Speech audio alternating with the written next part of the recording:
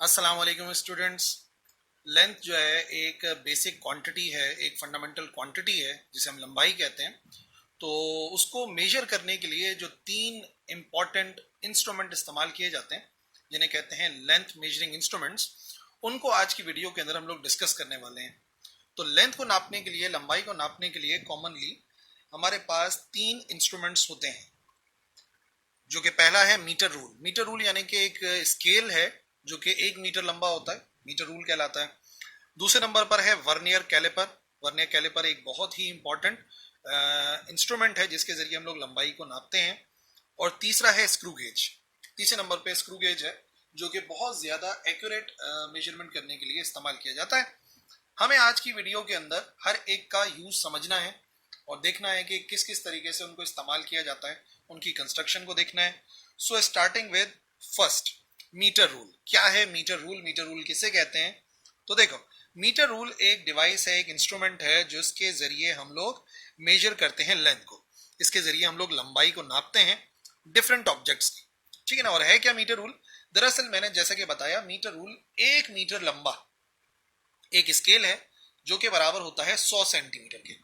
तो अगर आपसे एमसीक्यूज के अंदर ही पूछा जाए कि मीटर रूल की लंबाई कितनी है, तो ऑप्शन के अंदर आपने 1 मीटर को ढूंढना है, या 100 सेंटीमीटर को ढूंढना है, या 1000 मिलीमीटर को ढूंढना है। बहरहाल जैसे भी हो, आपको कन्वर्जन ऑलरेडी मैं सिखा चुका हूं। तो 1 मीटर लंबा होता है मीटर रूल, और उसे मीटर रूल कहने का मकसद ये है कि उसकी लंबाई 1 मीटर है। कैसे बनाया जाता है? जो मीटर रूल होता है उसमें हर एक सेंटीमीटर में 10 लाइनें होती हैं, 10 डिविजन होती हैं ऑलरेडी, तब जाके यानी कि 10 लाइनों के बाद 1 सेंटीमीटर का निशान आता है। और वो जो निशानात हैं, 10 के 10 निशानात, वो दरअसल मिलीमीटर्स के होते हैं। यानी कि 10 लाइनें जब मिलीमीटर की मिलती हैं तो मीटर रूल के ऊपर 1 सेंटीमीटर बन जाता है। तो इसका मतलब क्या हो गया? मीटर रूल जो है वो 1 मिलीमीटर तक नाप सकता है एज स्मॉलेस्ट रीडिंग। और एक और बात आपको बताऊं, कोई भी इंस्ट्रूमेंट सबसे कम कितनी मेजरमेंट ले सकता है, चाहे लंबाई की हो, चाहे टाइम की हो, चाहे मास की हो। The smallest measurement which can be taken with a particular instrument, वो कहलाता है उसका लीस्ट काउंट। क्या कहते हैं उसे? उसे कहते हैं लीस्ट काउंट। लीस्ट काउंट किसी भी इंस्ट्रूमेंट के जरिए ली जाने वाली, ली जा सकने वाली सबसे छोटी जो मेजरमेंट है उसे लीस्ट काउंट कहते हैं। तो इसका मतलब ये हो गया कि हमारा जो मीटर रूल होता है उसका लीस्ट काउंट होता है बराबर 1 मिलीमीटर के, क्योंकि हम उससे सबसे कम लंबाई 1 मिलीमीटर नाप सकते हैं। वैसे अलग अलग मीटर रूल होता है, लेकिन जैसा कि कॉमनली मीटर रूल है उसका लीस्ट काउंट 1 मिलीमीटर होता है। It is made up of long rigid piece of wood और स्टील। दो तरीकों के मीटर रूल आपको मिलेंगे, या तो वुड से बना होता है या स्टील से बना होता है। आप लोग स्कूल में जो आपको मिलेगा वो ज्यादातर वुड वाला मिलेगा, कॉमनली उसी को इस्तेमाल किया जाता है। लेकिन बहरहाल मीटर रूल स्टील की मदद से भी बनाया जाता है, जैसे कि आपके सामने आ गया। ये आ गया मीटर रूल। और ये जो 10 लिखा हुआ है, दरअसल ये 10 मिलीमीटर लिखा हुआ है। 10 मिलीमीटर का मतलब हो गया ये वाली जो लाइन है वो असल में 1 सेंटीमीटर के बराबर है। और ये जो 100 लिखा हुआ है ये आ गया पूरा ना, कितना हो गया? ये चला गया 100 तक, 100 सेंटीमीटर। ठीक है, सॉरी, ये 10 सेंटीमीटर है। 10, 20, 30, 40, 50 और आखिर में आ जाएगा 100। ठीक है ना। ये वाला मीटर रूल जो है वो 10-10 का नजर आ रहा है, और इसका मतलब ये 1 सेंटीमीटर हो गया, 2 हो गया, 3 हो गया। और अगर आप और ज्यादा डेप्थ में देखोगे तो 1 सेंटीमीटर से पहले पहले आपको नजर आएगा कि उसमें लाइनें लगी हुई होती हैं, 10 लाइनें, और तब जाके नजर आता है। तो मीटर रूल डिफरेंट होते हैं। ये पिक्चर एक ऐसे मीटर रूल की है जिसके अंदर 10-10 सेंटीमीटर पे लिखा हुआ है, और टोटल 100 सेंटीमीटर हो रहे हैं। और ये आ गया है हमारे पास, ये 10 सेंटीमीटर का निशान है, और टोटल जो लंबाई है वो 1 मीटर के बराबर है। कैसे वर्क करते हैं, कैसे इसके जरिए हम लंबाई को नापते हैं, वैसे तो ऑलरेडी आपको पता होगा, लेकिन कॉपी में लिखने के लिए तो चाहिए। जो जीरो एंड होता है मीटर रूल का, उसको सबसे पहले हम सीध में लेकर आते हैं, अलाइन करते हैं with one end of the object. जो भी ऑब्जेक्ट है जिसकी लंबाई नापनी है, तो उसके कोने के ऊपर जो मीटर रूल है उसके जीरो को लाया जाता है, और फिर रीडिंग ली जाती है उस तरफ से जो कि अदर एंड होता है ऑब्जेक्ट का, जो मीटर रूल से मिल रहा है। अगर एक रॉड है, उसकी लंबाई को नापना चाहते हैं, तो हमें क्या करना है? उस रॉड के एक एंड के ऊपर जीरो रखना है स्केल का। तो जो रॉड का दूसरा सिरा होगा उसको चेक करना है कि वो किस पॉइंट को, किस रीडिंग को टच कर रहा है। फॉर एग्जाम्पल, हमारे सामने ये दो पॉइंट्स नजर आ रहे हैं, दो लाइनें नजर आ रही हैं। ये हो गया पॉइंट ए, ये हो गया पॉइंट बी। नाम दे भी सकते हो, वैसे भी समझ में आ जाएगा। तो अब अगर मैं इन दोनों के दरमियान का फासला मालूम करना चाहता हूँ, तो मुझे क्या करना है, मुझे स्केल को ऐसे रखना है कि फॉर एग्जांपल वो स्केल का 0 ए के साथ आ जाए, तो सिर्फ मैं देखूंगा स्केल पे बी कहाँ टच कर रहा है, इस तरीके से ना। तो ये हमारा ए वाला पॉइंट था, ये बी वाला पॉइंट है। ए को मैंने रख दिया इसके 0 के साथ, फिर ले जाके यहाँ पे देखा तो ये कहाँ पे मैच कर रहा है, कहाँ पे टच कर रहा है, टच कर रहा है 51, 52, 53 यानी कि 55 पर। तो इसका मतलब ये कितना सेंटीमीटर होगा, ये होगा 55 सेंटीमीटर। तो किसी भी चीज़ की लंबाई नापनी है, स्केल आमतौर पे हम लोग इसी तरीके से इस्तेमाल करते हैं और इस तरीके से हमें पता लग जाएगा कि ए से लेके बी तक का फासला कितना है with the help of metre rule. ये तो बहुत ही आसान सी एक इंस्ट्रूमेंट है जिसको आप लोग ऑलरेडी इस्तेमाल कर चुके हो स्केल को। थोड़ा सा जो इससे ज़्यादा बेहतर अच्छा इंस्ट्रूमेंट है जिसके जरिए हम एक्यूरेट लंबाई को नाप सकते हैं, वो है वर्नियर कैलिपर। वर्नियर कैलिपर दरअसल एक प्रिसिशन इंस्ट्रूमेंट है, ठीक है ना, एक प्रिसाइज, एक अच्छा, जिससे हम ज़्यादा अच्छी रीडिंग ले सकते हैं। और उसके जरिए हम क्या मेजर कर सकते हैं, इंटरनल और एक्सटर्नल डिस्टेंस। और याद रखो वो हम मेजर कर सकते हैं एक्सट्रीमली एक्यूरेट, बहुत ही ज़्यादा एक्यूरेसी के साथ हम उसको मेजर कर सकते हैं। मीटर रूल की जो स्मॉलेस्ट रीडिंग थी वो 0 पॉइंट कितनी थी, 1 मिलीमीटर थी। आप सेंटीमीटर में उसको 0.1 सेंटीमीटर कह सकते हो। लेकिन जो वर्नियर कैलिपर है वो उससे भी कम रीडिंग को नाप सकता है, तो ये उसकी खास बात है। इसी वजह से हम ये कह रहे हैं कि वर्नियर कैलिपर प्रिसाइज है। आमतौर पे अगर हम बात करें least count of vernier calliper की, तो कॉमनली जो वर्नियर कैलिपर्स आप लोगों के स्कूल के अंदर आपको मिलेगा उसका लीस्ट काउंट होगा 0.01 सेंटीमीटर, ठीक है ना। वो कितना मेजर कर रहा था, वो 0.1 सेंटीमीटर मेजर कर रहा था, और वर्नियर कैलिपर उससे भी ज्यादा मेजर कर सकता है। बाकी ये 0.005 वाला भी हो सकता है, लेकिन बहरहाल कैसा भी वर्नियर कैलिपर देखोगे वो आपके मीटर रूल से ज्यादा एक्यूरेट रीडिंग ले पाएगा, प्रिसाइज रीडिंग ले पाएगा। ठीक है जी, कंस्ट्रक्शन देखते हैं। एक वर्नियर कैलिपर में बेसिकली 2 जॉज होते हैं, जबड़े नुमा चीजें होती हैं, ठीक है, ये जॉज कहलाते हैं। That are used for measuring external diameter, external diameter भी नाप सकते हैं। और जो स्मॉलर जॉज हैं या इनर जॉज कहते हैं, उसके जरिए हम लोग इंटरनल डायमीटर भी ऑब्जेक्ट का मालूम कर सकते हैं। ऑब्जेक्ट बाहर से भी मेजर कर सकते हैं, ऑब्जेक्ट अंदर से मेजर कर सकते हैं। जैसे मिसाल तौर पे एक गिलास है, तो एक उस गिलास का बाहर की चौड़ाई होती है और एक अंदर की चौड़ाई होती है, क्योंकि बीच में गिलास की थिकनेस होती है। तो 2 जॉज जो हैं, जो अपर जॉज कहलाते हैं, उनके जरिए हम लोग इंटरनल डायमीटर को मालूम करते हैं, और जो लोअर जॉज होते हैं उनके जरिए एक्सटर्नल डायमीटर। अभी मैं समझाऊंगा, परेशान नहीं हो। अभी मैं चाह रहा हूँ कि ये थ्योरी आप लोग पढ़ लो एक मरतबा। Some model also have depth gauge, और कुछ मॉडल्स के अंदर एक रॉड भी होती है जिसके जरिए हम लोग डेप्थ को मालूम करते हैं, और उस स्ट्रिप को, उस रॉड को जो है वो डेप्थ गेज कहा जाता है। इसका मतलब अभी तक आपको 2-3 पार्ट्स के बारे में पता लग गया। 2 जॉज हैं जिन्हें अपर जॉज कहते हैं, 2 जॉज हैं जिन्हें लोअर जॉज कहते हैं, और डेप्थ गेज है जिसके जरिए डेप्थ मालूम की जाती है। और 2 अहम पार्ट, एक मेन स्केल होता है जो कि फिक्स रहता है अपनी जगह के ऊपर, और जो दूसरा स्केल है जिसका नाम होता है वर्नियर स्केल, वो एक स्लाइडिंग स्केल होता है जो कि स्लाइड कर सकता है जब हम जॉज को, जो वर्नियर कैलिपर के जॉज हैं, उनको खोलते हैं या बंद करते हैं। ठीक है, अब ये पढ़ लिया ना। अब पढ़ने के बाद जो मैं समझाता हूँ ना फिगर से, उसको देखो, फिगर से क्लियर होगी बात।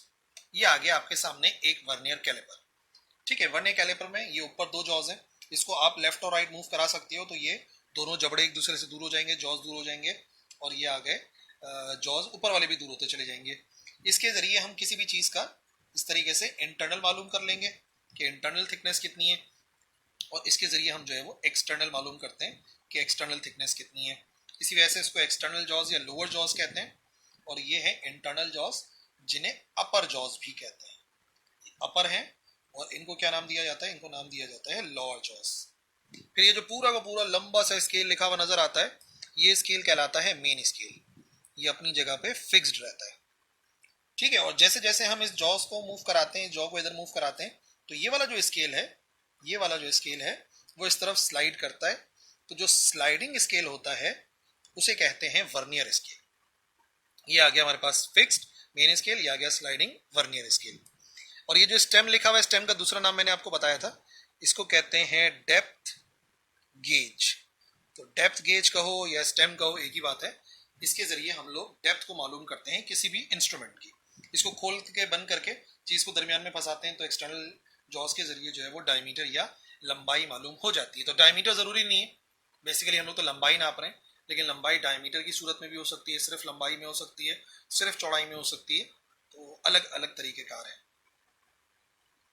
फॉर एग्जाम्पल स्टेप नंबर 1 हम क्या करते हैं कि जिस चीज़ का हमें डायमीटर चाहिए या जिस भी ऑब्जेक्ट का साइज चाहिए, लंबाई चाहिए, उसको हम इन जॉस के बीच में फंसाते हैं। जैसे कि इस बॉल को मैंने इन दोनों जॉस के बीच में फंसा दिया। तो स्टेप नंबर 1 यही है कि place the object between the jaws of the vernier caliper.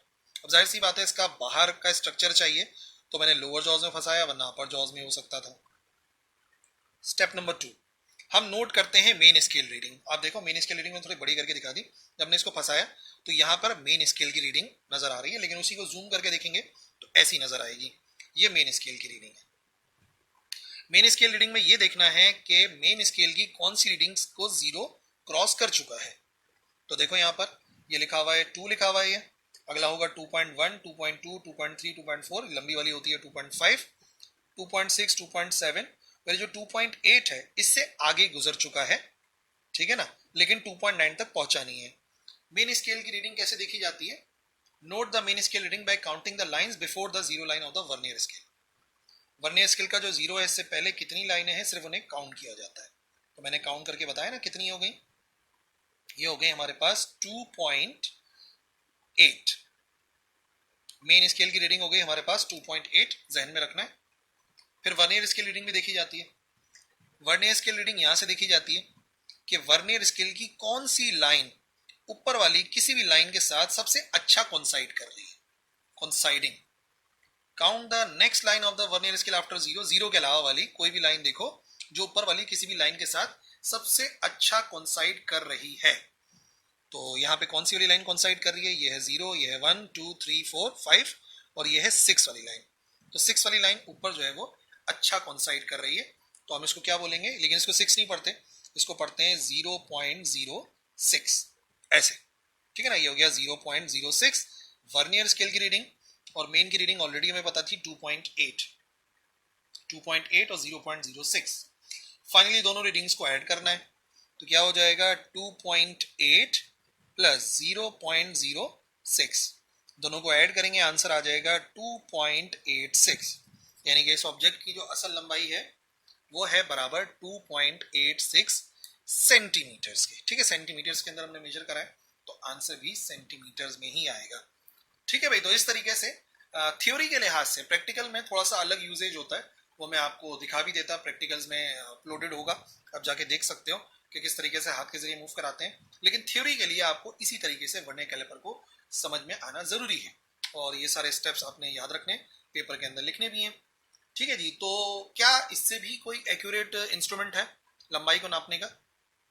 तो जी हाँ, इससे भी एक एक्यूरेट इंस्ट्रूमेंट है, उसे कहते हैं माइक्रोमीटर स्क्रू गेज। माइक्रोमीटर क्योंकि वो माइक्रोमीटर तक मेजर कर सकता है। माइक्रो का मतलब पता है ना,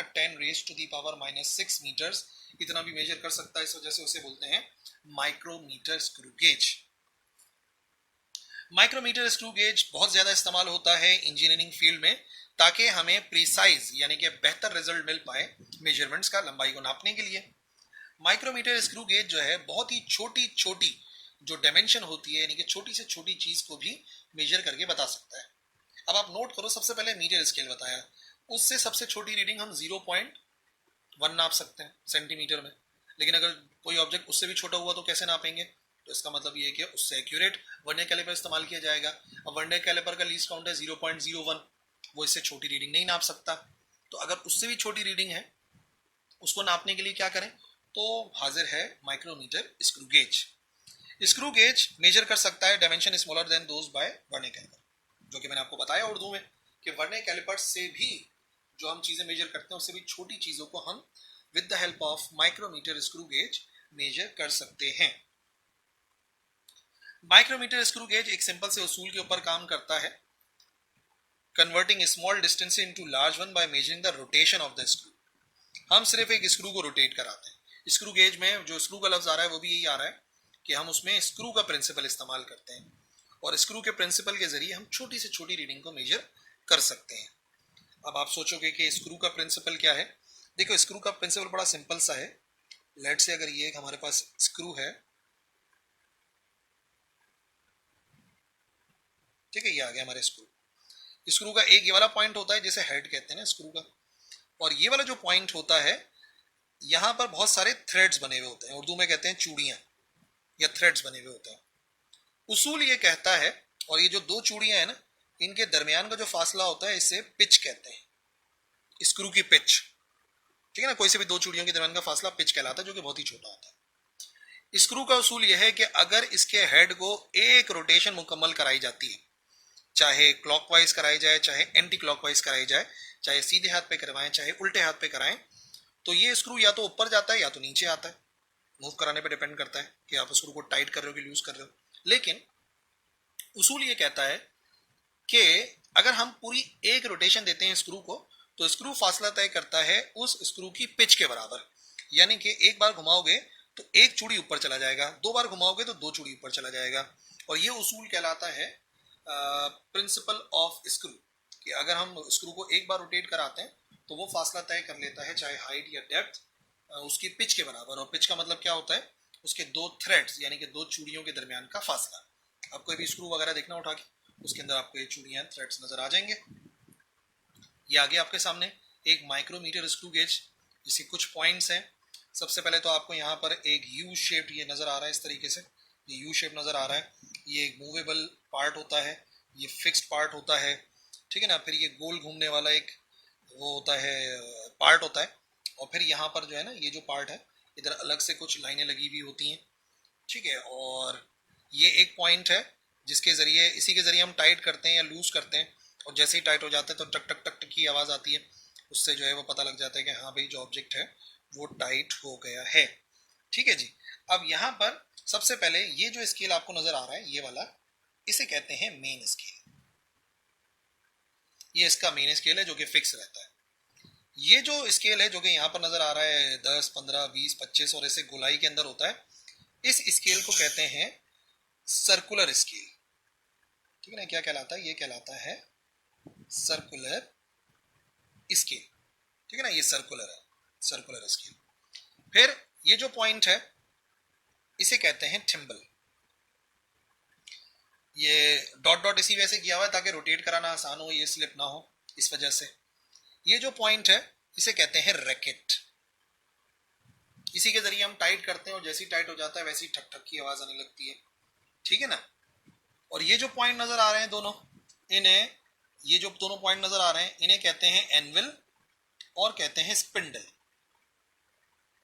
ठीक है ना। ये बेसिकली काम ये कि जब इसको मूव कराते हैं तो ये आगे पीछे हो जाता है। जब आगे पीछे हो जाता है तो ये जो पॉइंट है ना, यानी कि कोई भी ऑब्जेक्ट है वो हम यहाँ पर फंसाते हैं इनके दरमियान में। ये पॉइंट फिक्स रहता है और ये वाला पॉइंट जो है ना मूवेबल रहता है। तो इस तरीके से इसके मेन पार्ट जो है वो यही सारे के सारे नजर आते हैं। अच्छा जी, स्टेप नंबर 1, आपने क्या करा, आपने एनविल और स्पिंडल के दरमियान में आपने जो भी ऑब्जेक्ट है जिसको आप मेजर करना चाह रहे हो उसको आपने दरमियान में रख दिया। ठीक है। और टर्न करा थिम्बल को, ये जो थिम्बल है इसको हमने टर्न करा, लूज करा। और लूज करते करते क्या हो जाए, पहले तो हमने लूज करा, ऑब्जेक्ट को यहाँ पे लेकर आए, फिर थिम्बल के जरिए घुमाते घुमाते घुमाते घुमाते हम ऐसा ले आए कि वो जेंटली ग्रिप करने लगे ऑब्जेक्ट को। जैसे हमें लगा कि हाँ भाई ऑब्जेक्ट ग्रिप होने लगा, तो फिर हम रैकेट को घुमाते हैं। ये जो रैकेट है जैसे इसको हम घुमाते हैं तो क्लिक की आवाज आने लगती है, कट कट की आवाज आने लगती है। और जैसे ही टक टक की आवाज आती है ना, समझ जाओ कि हाँ भाई ऑब्जेक्ट अब क्या हो गया है, ऑब्जेक्ट हो गया है टाइट। इस तरीके से हम इसको ग्रिप कर लेते हैं। ग्रिप करने के बाद वही दो काम जो हमने वर्नियर में सीखे थे, मेन स्केल और वर्नियर स्केल की रीडिंग को देखना। तो मेन स्केल की रीडिंग कैसे देखेंगे उसी को जूम करके बता रहा हूँ। ये जो है ना, इसी को जूम करके यहाँ पे हम दिखा रहे हैं। मेन स्केल की रीडिंग कैसे देखनी है, take the main scale reading at the edge of the thimble. Thimble की एज के ऊपर जो नजर आएगा, यानी कि जो आखिरी पॉइंट यहाँ पे नजर आ रहा होगा, ये वाली जो लाइन नजर आ रही है, इसको आपने देखना है कि कौन सी वाली लाइन है, तो आपको पता लग जाएगा। तो ये जो आ रही है मिलीमीटर्स के अंदर, ये वाली लाइन हो गई 1 मिलीमीटर, ये वाली लाइन हो गई 2 मिलीमीटर, ये वाली हो गई 3 मिलीमीटर, ये वाली हो गई 4। ठीक है। और ये 4.5 वाली आ रही है, ये जो लाइन नजर आ रही है ना आखिरी वाली, ये 0.5 है, 0.5 ये, 0.5 ये, 0.5 0.5। तो इसका मतलब जो आखिरी लाइन नजर आ रही है ये कितनी हो गई, मेन स्केल रीडिंग हमारे पास हो गई 4.5। इसको नोट कर लेना है कि हाँ भाई ये 4.5 हो गई है। अब जैसे ही हमारे पास मेन स्केल रीडिंग आ गई और ये मिलीमीटर्स के अंदर हमने नापा है, ये मिलीमीटर है। फिर जैसे ही इसको देख लिया, अब सर्कुलर स्केल देखना है। सर्कुलर स्केल की रीडिंग कैसे ली जाती है कि ये जो लाइन नजर आ रही है जिसे डेटम लाइन कहते हैं या रेफरेंस लाइन कहते हैं, इसकी सीध में सर्कुलर की कौन सी रीडिंग आ रही है, 5, 6, 7, 8, 9, 10, नहीं 10 लाइन में नहीं आ रही, 11, 12। आप देखें जो 12वीं लाइन है वो इसकी सीध के अंदर आ रही है। अब जैसे ही सीध के अंदर 12वीं लाइन आ रही है तो आपने इसको नोट करना है और जो लीस्ट काउंट होता है हमारे स्क्रू गेज का उससे मल्टीप्लाई करना है, यानी कि 12 लिखा हुआ है, इसको हमें मल्टीप्लाई कराना है 0.01 मिलीमीटर से, तो आंसर जो है ना मिलीमीटर के अंदर आ जाएगा। कितना बनेगा? 12 इंटू 0.01, ये हो जाएगा 0.12 मिलीमीटर। ये आ गई हमारे पास सर्कुलर स्केल की रीडिंग 0.12। और फाइनली हमें क्या करना है, हमें दोनों रीडिंग्स को ऐड करना है ताकि टोटल आंसर मिल जाए। तो क्या क्या रीडिंग थी हमारे पास? एक 0.12 है और एक 4.5 है। 4.5 0.12, 4.5 प्लस 0.12, इन दोनों को ऐड करेंगे तो हो जाएगा 4.62 मिलीमीटर्स। तो इस तरीके से हम बहुत ही बेहतर रीडिंग ले सकते हैं माइक्रोमीटर स्क्रू गेज से मिलीमीटर्स में। और अगर इसी को सेंटीमीटर में करोगे तो 0.462 सेंटीमीटर, यानी कि इतनी छोटी रीडिंग भी हम आसानी ले सकते हैं with the help of screw gauge. ठीक है जी, तो ये वो 3 इंस्ट्रूमेंट हैं जिनके जरिए हम लोग लंबाई को नापते हैं। आई होप आपको समझ में आ गए होंगे। कोई भी कंफ्यूजन है तो आप बिल्कुल लिख सकते हो कमेंट सेक्शन में, I will reply. That's all for this lecture. Allah Hafiz.